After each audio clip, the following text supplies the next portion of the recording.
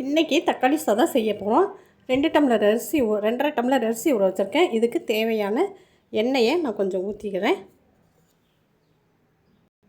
எண்ணெய் சூடானோடனே பட்டை, கிராம்பு, 2 ஏலக்காய், பிரிஞ்சி இலை சின்னதாக 2 போட்டிருக்கேன். அதை அப்படியே பொரிச்சிக்கலாம்.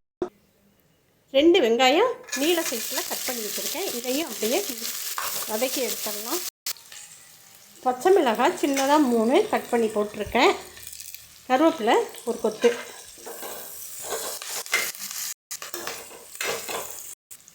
வெங்காயம் நல்லா வதங்கின பின்னாடி இஞ்சி பூண்டு பேஸ்ட்டு இதில் சேர்க்குறேன்.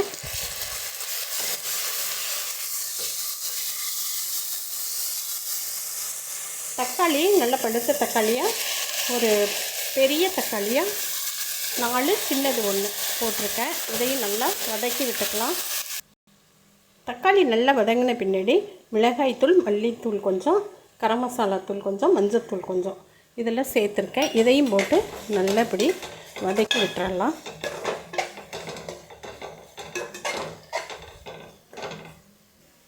புதினா, மல்லி இலையை போட்டுக்கிறேன். எல்லாம் நல்லா வதங்கின பின்னாடி நான் கழுவி வச்ச அரிசியை இதில் சேர்த்துக்கிறேன். இதில் நான் பெரிய ஸ்பூனில் 2 ஸ்பூன் நெய் சேர்க்குறேன்.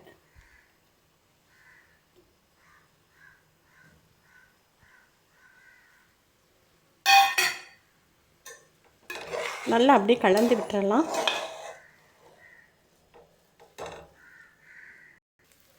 பழைய அரிசி இது. 1 டம்ளருக்கு 2 டம்ளர் தண்ணி நான் சேர்க்குறேன். அப்போ 5 டம்ளர் தண்ணி நான் இதில் சேர்த்துருக்கேன்.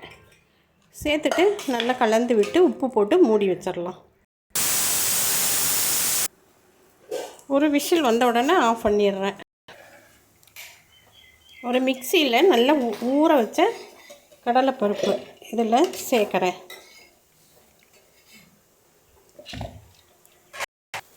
இது வந்து ஒன்றும் பாதியமாக அரைச்சி எடுத்துகிட்டு வந்துடலாம்.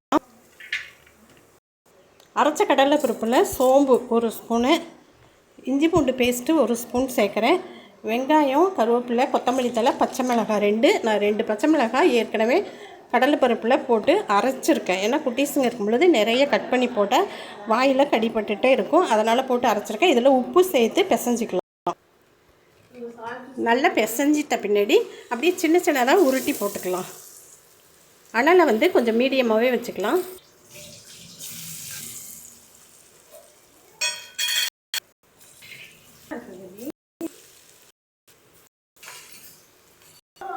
அப்படியே வெந்த உடனே இப்படியே கலந்து விடலாம். நல்ல முழுவதும் பொரிஞ்சு வரட்டும்.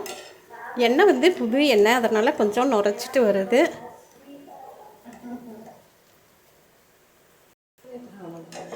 எல்லாம் நல்லா பொரிஞ்சு வந்துருச்சு. இப்போ இதையே எடுத்துடலாம்.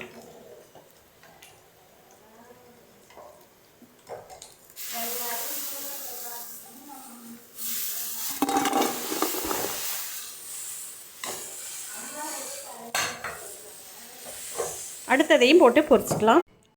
தக்காளி சாதம் கடலைப்பருப்பில் சின்ன சின்னதாக நம்ம உருட்டி போட்டு செஞ்சது. நல்லா இது மொறுமொறுன்னு சின்ன பிள்ளைங்க சாப்பிட்றதுக்கும் ரொம்ப நல்லாயிருக்கும்.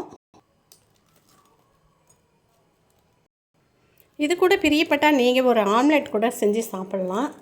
பாருங்கள், நல்லா மொறுமொறுன்னு நல்லா எடுத்து சாப்பிடவும் ரொம்ப நல்லாயிருக்கும். இந்த வீடியோ பிடிச்சிருந்துச்சுன்னா லைக் அண்ட் ஷேர் பண்ணுங்கள். சப்ஸ்கிரைப் பண்ணாதவங்க சப்ஸ்கிரைப் பண்ணுங்கள்.